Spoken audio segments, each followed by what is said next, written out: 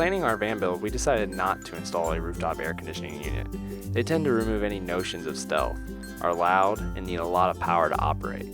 But we also wanted some level of comfort, so we settled on a roof fan. After significant research, we discovered there's only two serious manufacturers out there, Fantastic and MaxxAir. We went with the MaxxAir MaxxFan Deluxe because the lid can be open when it's raining and when driving. The first step is to decide where you want to install the fan. We chose the rear of the roof between the last two ceiling ribs, approximately 21 inches in front of the rear door frame. This spot will be above our future bed and leaves ample room to install solar panels. It also just happens that the transit has almost 14 inches between the two roof ribs, so it'll fit there perfectly. The transit roof is thin and dents easily, which makes installing a roof fan difficult. The location we chose for the fan is just close enough to lean over from the edge and perform the whole install.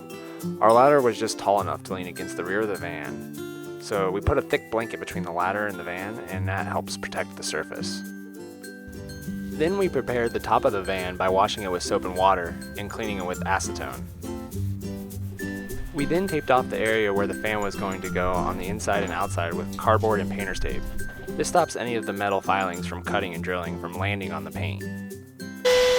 Next, we drilled holes in the four corners, starting with a small drill bit and ending with the largest drill bit we had. The hole needs to be just large enough to fit a jigsaw blade. While drilling the holes, we used a shop vacuum to suck up all the little metal filings.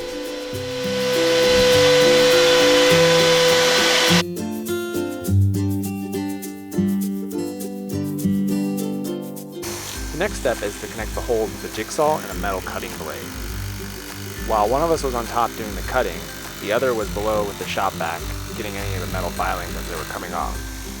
And after cutting each side, you're going to want to use duct tape to support it. After cutting the hole, use a metal file and sandpaper to smooth out the edges. Next, apply a coat of white paint to the edges to prevent any rust from forming. We did 2 coats and went really heavy on the second coat and let it dry for about an hour.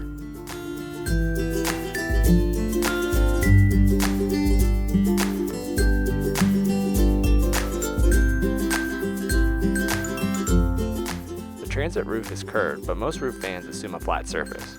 So we bought an adapter that turns that curved surface into a flat one. We cleaned the roof and adapter with acetone and then used 3M 4200 adhesive to attach the adapter to the roof. 3 beads on all sides seems like a good amount. After placing the adapter on the roof, we used 4 clamps to gently hold it down. You don't need to clamp it down super tight, just enough to make sure there's a good seal. If you clamp it too much, you will bend the roof.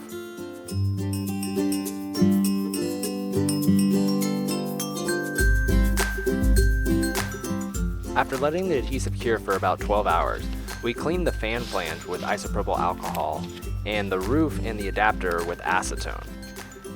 Next, we added butyl seal tape to the bottom of the flange. The flange is just wide enough to fit 2 strips of the tape. The flange was then attached to the adapter using number 10 zinc-coated wood screws and washers. The thicker side used number 10 7/8 and the thinner side used number 10 3/4. First, pre-drill the screw holes. We did not drill into the fan roof, just into the adapter. We recommend hand tightening the screws to avoid cracking the plastic fan flange.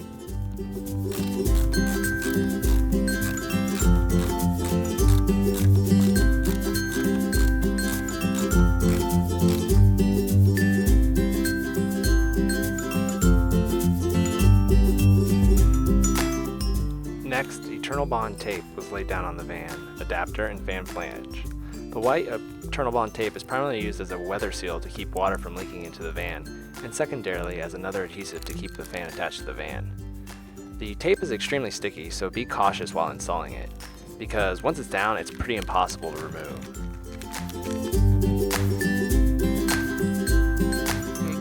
After you place the tape down, use your hand to apply pressure, and then follow that up with a metal seam roller.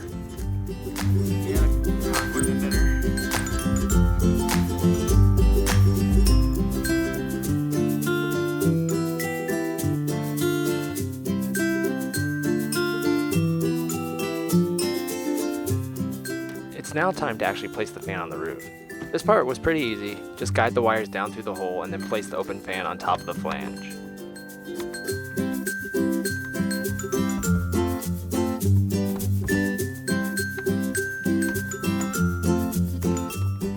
Once you've placed the fan down, just screw it in with the 4 provided screws.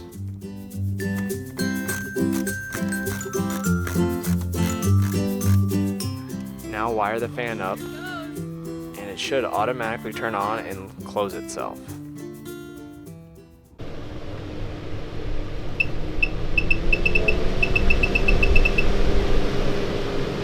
This is what it sounds like at max speed, blowing in about 1.5 to 2 feet away from the fan.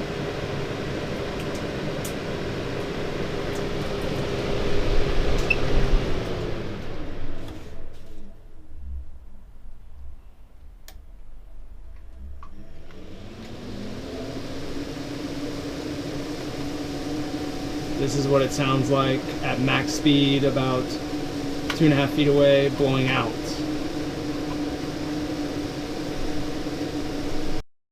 If we were to do the install over, we would have done a better job covering the top of the van to prevent metal filings from landing on the paint. We did a pretty good job with cardboard, but sometimes those filings still work their way under the cardboard. We would have also used 3M4200 adhesive to mount the flange to the adapter instead of using the screws. And finally, we probably would have just used lap sealant instead of the Eternal Bond tape, as the end result isn't as clean looking as it could have been.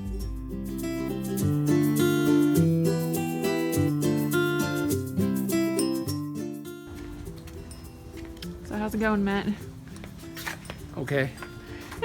Could be better. Could be better. Nothing seems to be working as it should, but we keep going through. One problem at a time.